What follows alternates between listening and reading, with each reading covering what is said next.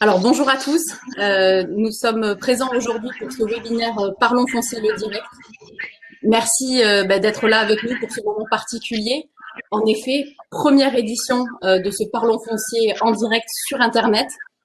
Je m'appelle Claire Horry, je suis en charge de la communication à la SAFER Occitanie et j'aurai le plaisir d'animer ce temps consacré à ce que nous avons appelé la ruée sur le rural.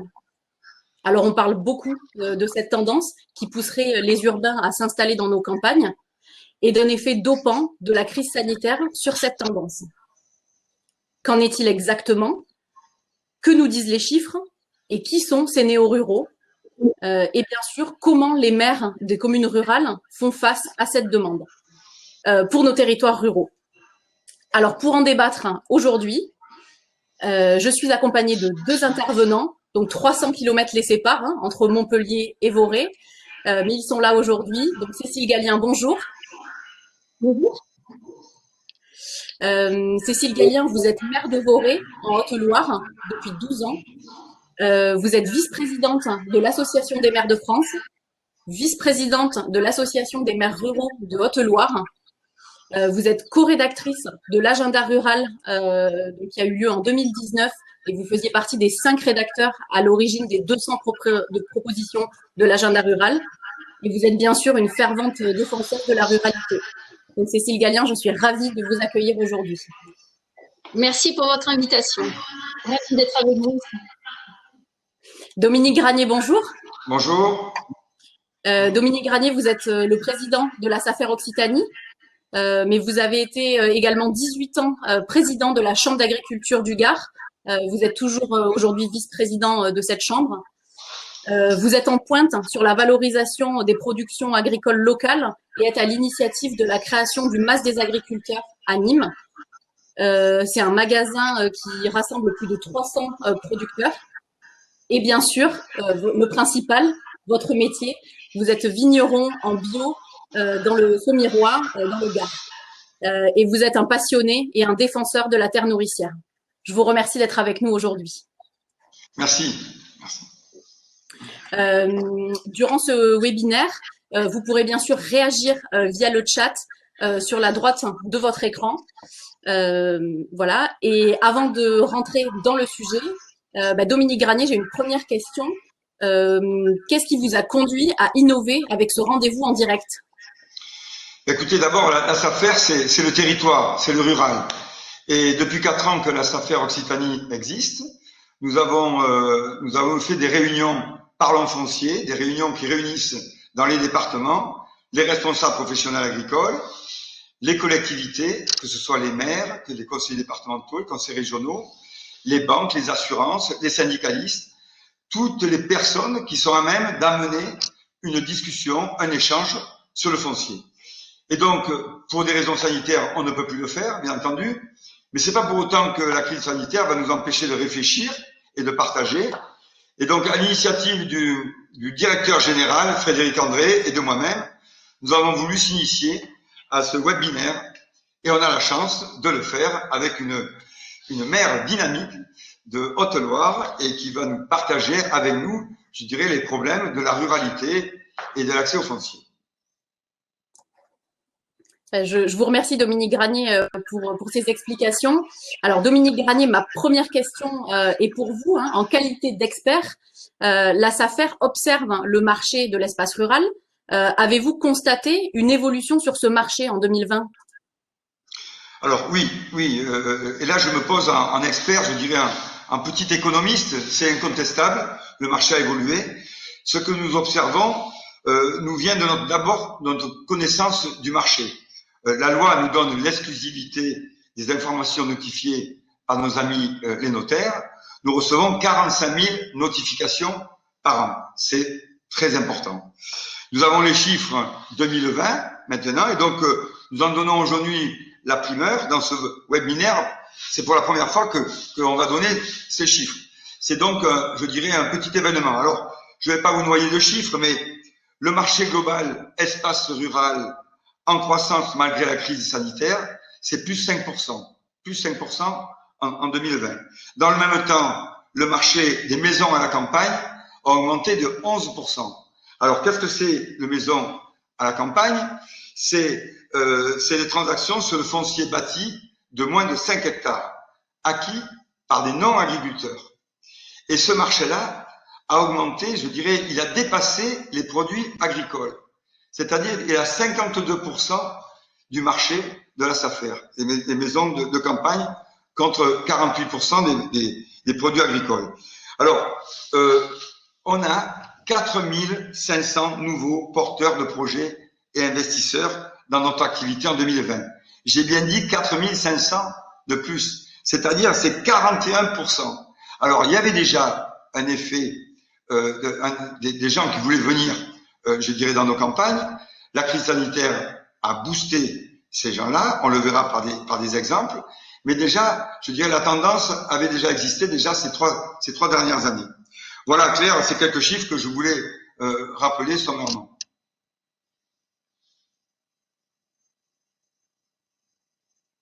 Claire? Oui. Voilà. Je vous remercie, Dominique, pour ces premiers chiffres. J'ai une deuxième question avant de passer la parole à Cécile Gallien. Est-ce que vous pouvez nous décrire un peu ces urbains en quête de rural? Qui sont-ils exactement? Alors, chaque semaine, on parlait des grands chiffres, chaque semaine, la SAFER est sollicitée par entre 100 et 150 nouveaux projets. Plus de la moitié concerne l'installation des néo-ruraux. Donc, vous imaginez un peu tout ce qu'il faut traiter. Alors, les SAFER installent dans nos campagnes déjà depuis 60 ans, depuis qu'elles existent. Nous avons développé une très forte expertise sur l'analyse et l'accompagnement de ces projets de vie. Alors, on me pose des questions. Y a-t-il des farfelus? Ben oui, il y en a et on sait les trier. Le parcours d'installation est-il plus difficile qu'imaginé par les porteurs de projets? Aussi, oui, les gens ils croient s'installer rapidement. Non, c'est compliqué et on essaye de les installer au mieux. Et puis, y a-t-il de nombreuses installations réussies dans les SAFER? Oui, il y en a beaucoup. Je prendrai quelques exemples. Un exemple, un couple avec 4 enfants vivant en région parisienne. Ils veulent acheter une campagne, une maison. Ils en ont marre de faire du télétravail dans un petit appartement en plein centre de Paris. Ils veulent faire du télétravail, mais ils veulent pas cultiver les terres. Et donc, on leur a proposé une maison avec 16 hectares autour que nous donnons en convention de mise à disposition à un agriculteur local, bio en l'occurrence, c'était dans l'Ariège. Donc, tout le monde est content, les gens ont leur maison, ils se déplacent, ils continuent leur travail en télétravail et ils facilitent, je dirais, l'installation d'un jeune agriculteur à côté qui prend ses terres en fermage. Un exemple parmi tant d'autres.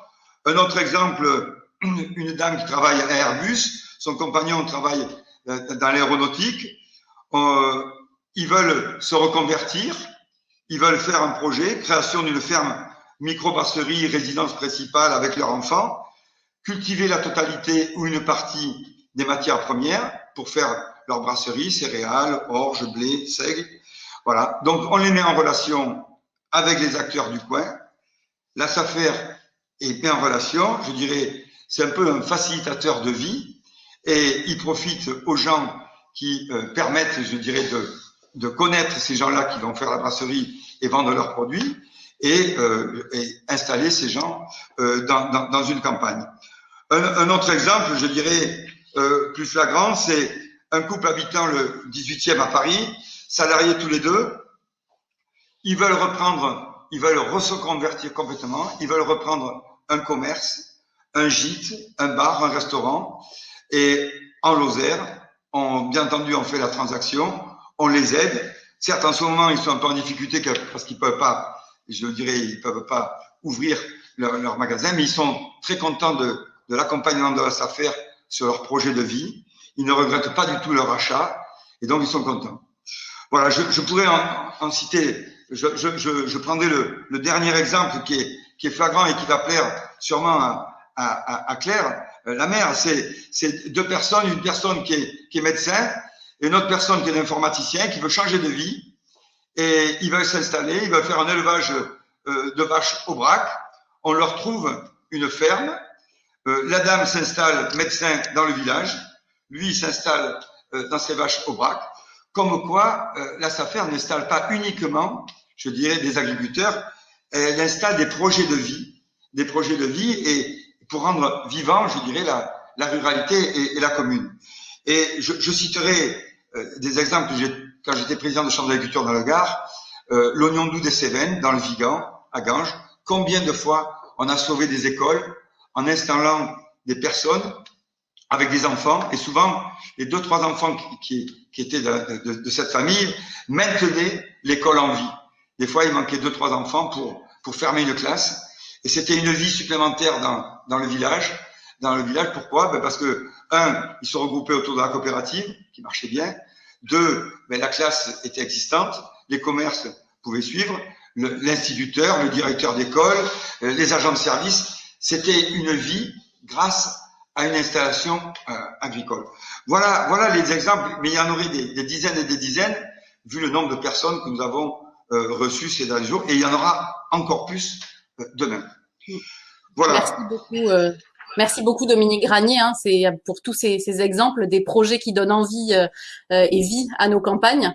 Cécile Gallien, je me tourne maintenant vers vous, hein. On voit cet engouement pour le rural. Donc ma première question s'adresse à vous en tant que maire d'une commune rurale. Comment accueillir ces néo-ruraux et cela demande-t-il une action, une vigilance particulière de votre côté? Oui, alors je voulais dire à Dominique que j'étais très contente d'entendre toutes les actions formidables de la SAFER et je pense qu'il va falloir qu'on travaille beaucoup plus ensemble, mais c'est bien parti.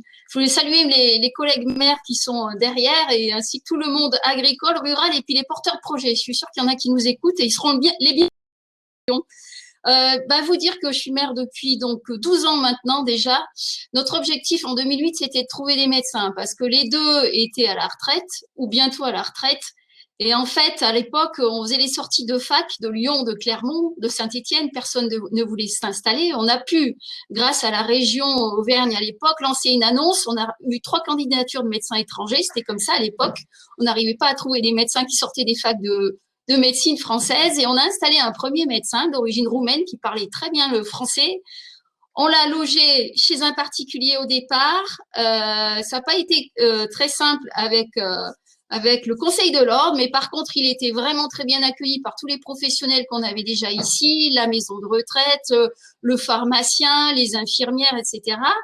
Il est venu s'installer. En fait, il y a eu un truc qui nous a beaucoup aidé, c'est les résidences d'entreprise. C'est-à-dire qu'à l'époque, la région Auvergne payait 3 jours d'hôtel et de voyage 2 fois pour que la personne voie si elle pouvait être bien dans le pays, bien dans la commune, bien dans la région. Et nous, on se chargeait au niveau des élus de créer ce cercle d'accueil, de qualité, lui montrer tout ce qu'il pouvait faire s'il s'installait chez nous, toutes les aides qu'il pouvait avoir et surtout, je crois, toutes les relations humaines. Donc, je pense que c'est ce qui a convaincu un premier médecin de s'installer en 2010 et puis une deuxième il y a 3 ans. Voilà, son mari est artisan et salarié, il travaille chez un artisan de la commune également. Je voudrais dire que ce qui compte pour nous aussi les maires, c'est le tourisme. Des fois, les gens viennent en vacances, qu'ils soient jeunes ou vieux, enfants ou retraités, ils ont un déclic, ils tombent amoureux du coin et ils se disent, si je venais m'installer ici.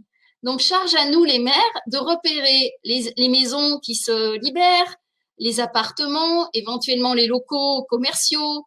Voilà, donc on est en veille permanente et la mairie, c'est le lieu qui est ouvert, en tout cas sur ma commune, 6 jours sur 7.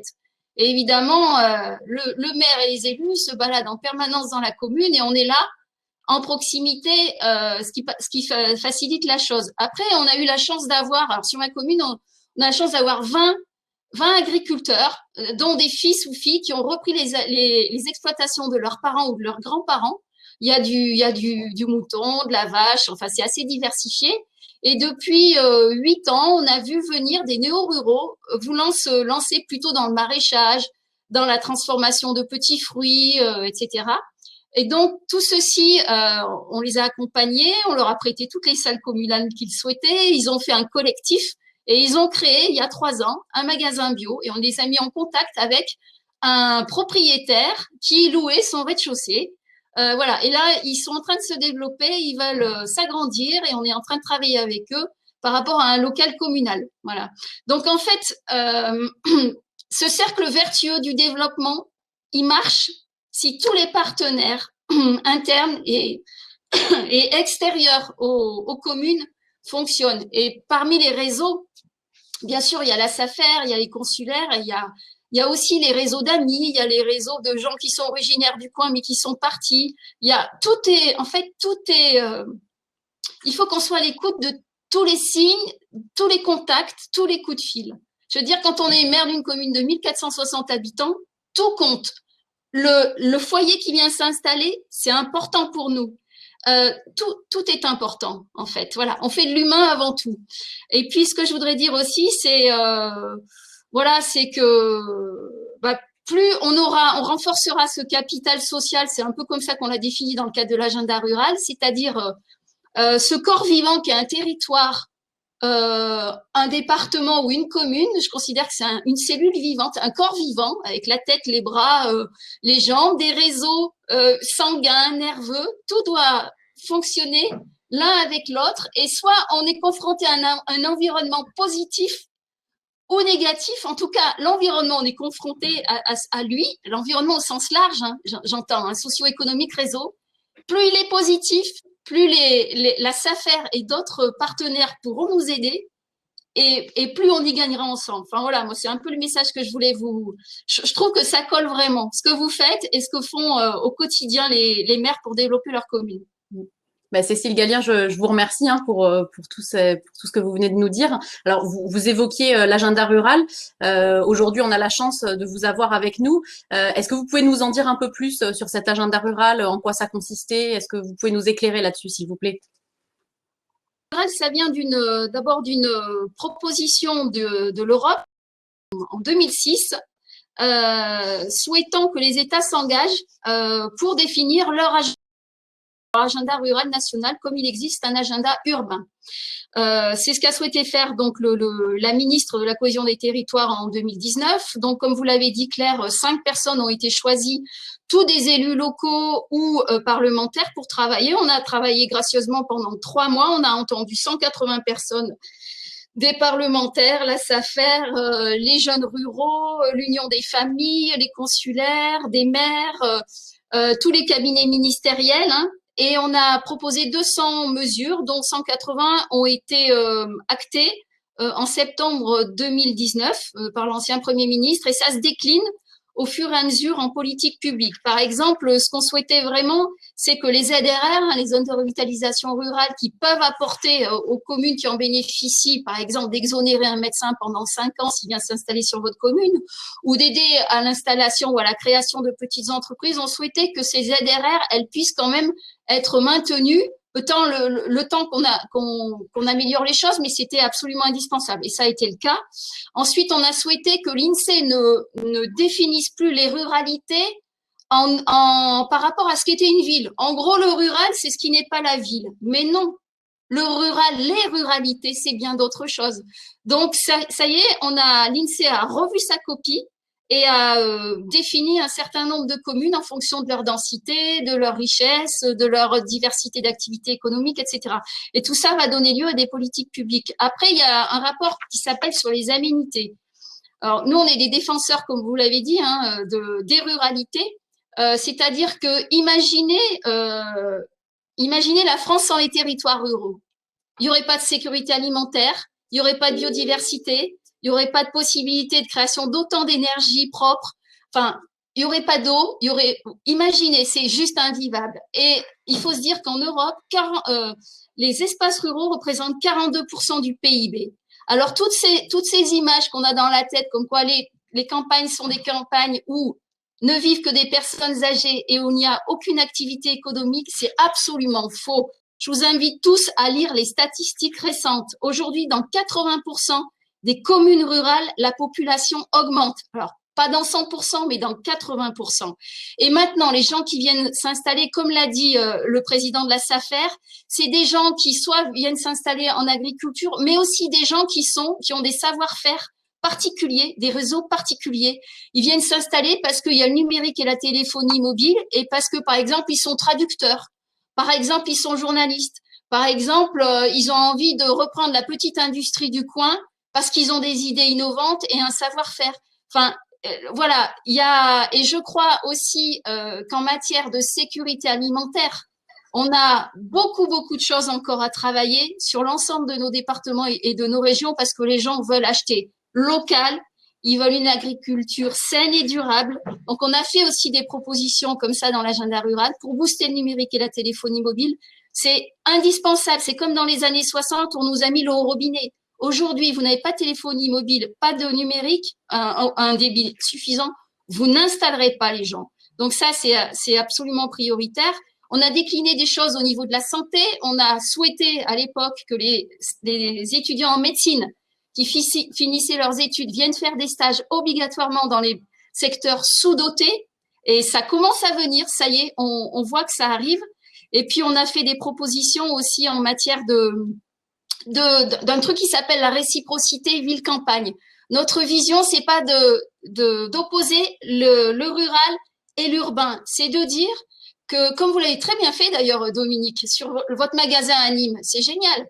Parce que c'est des agriculteurs, des producteurs des territoires ruraux qui apportent leurs produits sains en ville, achetés par les urbains, etc. Donc, en matière de sécurité alimentaire, en matière de compétences universitaires, on a aussi souhaité que les campus connectés, vous avez peut-être entendu parler de ça. Aujourd'hui, vous êtes un jeune rural, vous pouvez pas forcément aller à 300 kilomètres, faire des études supérieures, etc. On vous amène, grâce aux outils numériques, dans votre petite capitale départementale ou votre ville moyenne de proximité, un endroit où vous avez tous les cours des grandes écoles, des universités, et vous êtes managé par quelqu'un qui booste cette équipe de jeunes ruraux qui sont en train de se former sur des choses pointues, etc. Donc, on prône aussi, et on l'a mis dans l'agenda rural, une réciprocité entre les villes et les campagnes. L'un ne va pas sans l'autre. La France est constituée de ces richesses, en fait. Voilà. Je vais m'en arrêter là. En tout cas, il y a 180 propositions. Elles sont sur le ministère de la cohésion des territoires et elles sont en train d'être déclinées sur les territoires. Je vous remercie, Cécile Gallien. Donc, on voit bien que l'élu et le responsable professionnel sont bien en phase. Alors, on voit que ces enjeux d'aménagement du territoire et du développement des espaces ruraux sont forts. La SAFER est l'opérateur des politiques publiques. Alors, Dominique Granier, je m'adresse maintenant à vous. Comment la SAFER Occitanie agit au quotidien pour accompagner les territoires et ses projets de vie? Avant de répondre à votre question, Claire, vraiment, je me félicite d'avoir trouvé un webinaire comme Cécile parce que je bois du petit lait quand j'entends tout ce que j'ai entendu et quand je vois les chiffres que l'on connaît pas et je retiendrai celui de 42% du PIB vient de la ruralité, on a toujours l'impression qu'on était des ploucs qui apportent rien, que c'était la ville et le système économique, les grosses agglos gigantesques qui font le buzz. Non, c'est pas vrai, vous l'avez vu. On le signale et on le prouvera tout le long et on a du travail à faire ensemble pour, je dirais, redonner la vérité aux Français et sur cette vie à la campagne. Alors, pour répondre à la question, la boîte à outils, depuis 60 ans, la SAFER, elle existe depuis 60 ans. Notre métier n'est pas uniquement de vendre un bien, c'est surtout nous accompagner au quotidien des projets de vie. Et on l'a vu. Et pas que dans le secteur agricole. On l'a vu par les exemples que j'ai donnés. Alors, c'est un expert du foncier. On verra les chiffres, une boîte à outils et une approche. C'est sûr que on travaille avec des partenaires. Alors, notre implantation, elle est en Occitanie, c'est 13 départements. 13 départements et 20 sites qui pourront accueillir du public. Avec 170 salariés. 170 salariés qui travaillent, je dirais, sur le foncier. Mais le plus important, c'est nos correspondants locaux. 4500 correspondants locaux, c'est-à-dire c'est des personnes qui nous renseignent sur le foncier, qui nous renseignent sur les notifications que les notaires nous envoient. 4500 correspondants, c'est des syndicalistes. Alors, de la FEDESEA, des JA, de la coordination rurale, de la Confédération paysanne, tous syndicats confondus. Et c'est ce qui fait la vie aussi de la SAFER, parce que la SAFER doit être informée de tout, de la part des mairies, de la part du monde agricole, du service économique et bien d'autres. Et puis le lien avec les territoires, nous l'avons et on le voit, vous l'avez cité aussi Cécile, c'est 500 conventions avec les collectivités et acteurs économiques. 500 conventions à la SAFER Occitanie. Alors, c'est un conseil d'administration aussi, il y a 48 administrateurs, 24 administrateurs, 24 censeurs, et dans ces censeurs, il y a 13 présidents de comités techniques, 13 présidents de départements, je dirais, de SAFER, qu'ils ont toute ma confiance, bien entendu. Ce sont les patrons du foncier, parce que le comité technique de la SAFER représente, je dirais, c'est l'équivalent du conseil d'administration au niveau du département. Tout le monde est impliqué. Ce sont des personnes motivées et surtout impliquées. Alors, la boîte à outils, ben oui, on a encore quand même 400 biens à la vente en permanence sur nos sites en Occitanie. Donc, les urbains peuvent venir nous voir. On va les accueillir. Il y a 70 personnes pour les accueillir, pour dire quel projet de vie vous voulez faire et on va essayer de vous accompagner. En l'occurrence, il y a aussi la préemption. La préemption, c'est-à-dire on casse une notification et il y a une préemption partielle, une grande avancée de la loi d'avenir de l'agriculture en 2014. Elle nous permet de trouver bien souvent, je dirais, une solution mixte en séparant le bâti du foncier. Je l'ai dit tout à l'heure dans un exemple sur l'Ariège, des personnes qui voulaient acheter une maison et qui voulaient pas forcément les terres. Donc, on peut faire une préemption sur la maison et s'occuper des terres en convention de mise à disposition. Ça, c'est vraiment un outil très fort de la SAFER. 40 000 hectares sont en convention de mise à disposition. Ce n'est pas un fermage, ça ne bloque pas le propriétaire, mais ça facilite, je dirais, la vie de beaucoup d'agriculteurs qui peuvent bénéficier de CMD qui est géré par la SAFER. Voilà. Alors, tout ceci explique sans doute notre position dominante sur le marché, sur les transactions foncières. C'est évident, en Occitanie, environ 40% du marché pour la SAFER et un vignoble sur deux passe par la SAFER. Donc, c'est l'outil incontournable pour pouvoir s'installer. Premier opérateur foncier, en relation et en étroite collaboration avec d'autres opérateurs, bien entendu, comme Terre de Liens, avec qui on travaille beaucoup. Je sais que la Haute-Loire travaille aussi beaucoup à Terre de Liens, ou Terra Hominis, d'autres porteurs de projets qui facilitent la vie de certains vignerons. Donc, une entente, je dirais, parfaite avec tous ces opérateurs, mais il faut être vigilant et je crois que demain, les lois successives nous ont aussi renforcés. On peut remercier les pouvoirs publics qui nous font confiance, que ce soit, c'est vrai, l'État est derrière nous et on dit souvent la SAFER souvent critiquée, mais toujours renforcée dans ses prérogatives. Et là, nous avons un député sans passe-tout, député de Haute-Pyrénées, qui va déposer un projet de loi, je dirais, sur les parts de société, pour que les parts de société ne nous échappent pas et que le foncier reste, je dirais, maîtrisé et régulé par les SAFER. Voilà, alors, dans chaque région, c'est vrai que la SAFER, c'est l'opérateur des politiques publiques pour les espaces ruraux et périurbains. Et j'ai envie de poser une question à Cécile. J'aimerais bien savoir quelles sont vos attentes vis-à-vis de nous demain, parce qu'on voit vraiment vos actions que vous faites à travers l'agenda et à travers toutes vos actions en tant que maire. Et quelles sont les attentes vis-à-vis de nous, responsables professionnels, à la SAFER que nous attendons?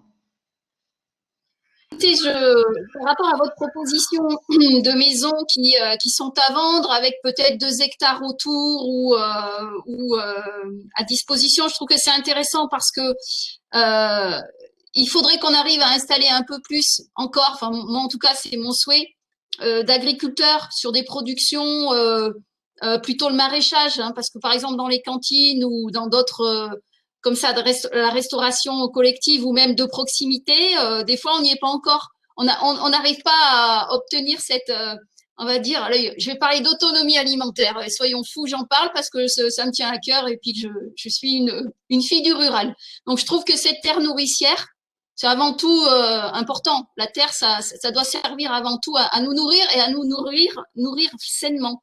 Donc, je crois qu'il faut qu'on travaille beaucoup plus avec vous. Et j'ai envie de vous inviter, Dominique, comme vous m'avez invité, vous inviter à venir témoigner au cours d'une réunion d'une commission de l'Association des maires de France pour dire toutes les possibilités fines que vous pouvez proposer aux communes et aux maires. Et je veux dire que au cours des dernières élections municipales de l'année dernière, beaucoup de nouveaux maires ont été élus et donc ne savent pas forcément tout ce que la SAFER peut leur apporter. Après, je voudrais dire qu'il y a aussi, par exemple, ma commune, on est à 500 mètres d'altitude en bas, on se baigne dans la Loire, on fait du canoë, et puis en haut, on est à 900 mètres dans les villages. Ça veut dire qu'on a à la fois de l'élevage sur les plateaux, mais on a aussi tout un tas de terrasses qui, dans les années 1880, étaient complètement cultivées parce qu'à l'époque, il y avait beaucoup de monde dans les campagnes et il fallait nourrir. Aujourd'hui, ça devient plutôt des friches ou des terrasses qui n'ont pas vu la main de l'homme depuis 100 ans. Juste avant l'exode rural. Donc, on a des rires. Comme vous l'avez fait, hein, je crois, en Occitanie, en tout cas dans certains secteurs. Voilà, vous avez pu développer à nouveau de la vigne ou des vergers ou autre. Je crois que partout sur nos départements, même ceux de la Haute-Loire, du Massif central, on a encore des endroits qui d'abord sont vierges de tout pesticide, hein, je le dis, parce que c'est la réalité, notamment d'un certain nombre de terrasses non occupées et qui peuvent tout à fait convenir à un modèle agricole qui viendrait en complément parce que diversité des produits, produits justement, en complément de l'agriculture entre guillemets conventionnelle ou traditionnelle qu'on a aussi la chance d'avoir sur notre secteur. Donc voilà, donc tout ça pour vous. Et puis après, les maires sur chacune des communes se disent moi, si je trouvais un médecin, ça serait formidable. Moi, vous voyez, ils ont des attentes particulières de métier ou de service ou de compétences. Et ben, peut-être par votre entremise, il y a moyen d'y arriver. Je suis content et je viendrai à votre invitation, bien entendu, pour témoigner, parce que mon dada, quand j'étais président de chambre, c'était pour que nos enfants mangent mieux, pour que nos enfants à l'école mangent mieux. Et donc, on s'est occupé des cantines scolaires. Et je sais qu'ici, qu'il y en a qui nous écoutent, qui s'en sont occupés. L'association 1 Plus Bio, qui est gérée à Nîmes, qui gère, je dirais, les cantines au niveau national, un partenaire à fond. Pourquoi? Ben pour que les agriculteurs se mettent en relation. Et j'ai envie de dire que les cantines nous donnent leurs commandes et nous, avec les agriculteurs et le foncier, ben, on fera les produits qu'il faut. Voilà, ça c'est un vaste débat. On pourra en faire un webinaire supplémentaire, mais je suis très attaché à cette terre nourricière qui disparaît malheureusement, mais qu'il faut préserver avec des bornes d'eau à côté, parce que l'eau aussi c'est important. Quand on parle du foncier, on parle de l'eau aussi, parce que l'eau et le foncier c'est la vie. Hein, on a tendance à l'oublier. Certains ont tendance à l'oublier. Le problème de l'eau, le trop d'eau, le pas assez d'eau, et la disponibilité du foncier, en faire valoir direct ou en faire valoir indirect, grâce à nos amis, je dirais Terre de Liens, Terra Hominis et bien d'autres. Et la SAFER aussi, parce que la SAFER peut porter aussi du foncier. Donc, on a du boulot à faire, mais on a l'envie. Je vois, vous avez les compétences, et je crois que notre rôle aussi, c'est de rassembler encore plus le monde politique et le monde agricole, et pas uniquement dans la critique, je dirais dans la construction, pour essayer d'avancer et je dirais que ce côté locavore, hein, que cette alimentation qui arrête de faire des centaines et des centaines de kilomètres, qu'on essaie de voir un petit peu comment on peut manger autour de chez nous. Voilà Claire. Je vous remercie. Hein, ce débat est très très intéressant. Alors, juste avant de conclure, on a une question sur le chat pour Madame Gallien. Une personne qui nous demande: êtes-vous en relation avec les travaux du Parlement rural français? Est-ce que vous pouvez juste répondre en 1 minute là-dessus, s'il vous plaît? Oui, bien sûr, puisque le sénateur qui était un des 5 rédacteurs de l'agenda en est l'initiateur du Parlement rural. Voilà, français. Très bien, merci d'avoir répondu à la question. En quelques mots, hein, on approche de la fin. Cécile Gallien, est-ce que vous auriez envie de nous dire quelques mots pour conclure, même si le sujet est passionnant et qu'on pourrait en parler pendant des heures? Non, mais je crois que grâce à ce webinaire, je voulais vraiment vous remercier parce qu'on a tissé des liens non seulement entre régions, mais aussi entre acteurs complémentaires. Dominique l'a très bien dit, entre acteurs politiques et acteurs, on va le dire comme ça, du monde du foncier ou de l'agriculture. Et il faut qu'on soit beaucoup plus actif et co-constructif. Enfin voilà, c'est mon souhait, on va y arriver. Merci Dominique, c'était vraiment très important. J'ai eu des contacts depuis tout azimut. J'imagine que vous aussi, on va conjuguer notre énergie et nos envies. Merci beaucoup Cécile Gallien. Dominique Granier, quelques mots pour terminer également. Écoutez, content, franchement content d'avoir entendu ce que j'ai entendu de la bouche de Cécile, content d'avoir pu partager avec une élue proche du territoire et qui a compris, je dirais, l'importance que tout le monde doit travailler ensemble. Voilà. On ne pourra pas concentrer la population dans toutes les grandes villes. On le voit, il y a des gens qui l'écrivent, qui ont des mots plus savants que nous pour le dire, mais on ne pourra pas tout concentrer dans les villes. Donc il faut casser cette prise. Je crois que malgré tout, cette crise sanitaire va nous faire rendre compte que l'alimentation, c'est important et c'est le plus important. Je crois qu'on oublie, et l'alimentation vient des agriculteurs, de l'agriculture. Donc la terre, de l'eau, des hommes. Et il faut pas l'oublier, il faut le rabâcher. Voilà. Nous avons le devoir, nous, responsables professionnels, et vous, responsables politiques, de préparer le terrain de demain. On ne doit pas supporter aussi les erreurs qui ont été faites dans les agglomérations de villes pour ne pas pouvoir augmenter, je dirais, nos surfaces de construction dans nos petits villages. Certes, il faut amplifier les dents creuses. Il faut densifier ces villages ruraux, mais nous avons l'obligation de préparer le terrain pour accueillir de nouveaux actifs. Voilà. Et puis je terminerai. On est toujours plus fort ensemble et on a le devoir de travailler ensemble, de partager, d'échanger, de se confronter. Voilà. Merci encore Claire et à très bientôt. Je retiens l'invitation et à vous Claire. Merci. Merci Cécile Gallien, merci de votre participation. Merci beaucoup Dominique de nous avoir accueillis. Merci à vous tous qui nous avez suivis.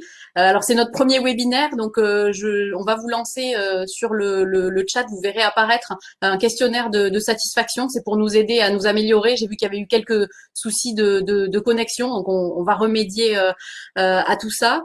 Et je voulais aussi vous donner rendez-vous pour le prochain Parlons Foncier, le direct, où on accueillera, où Dominique Granier accueillera François Collard du Tilleul, qui vient d'écrire un livre, Nourrir quand la démocratie alimentaire passe à table. Voilà, donc on l'accueillera le 19 février à 13h30. Donc je vous remercie et puis vous pourrez retrouver demain le replay sur notre chaîne YouTube. Donc merci à vous tous de nous avoir suivis.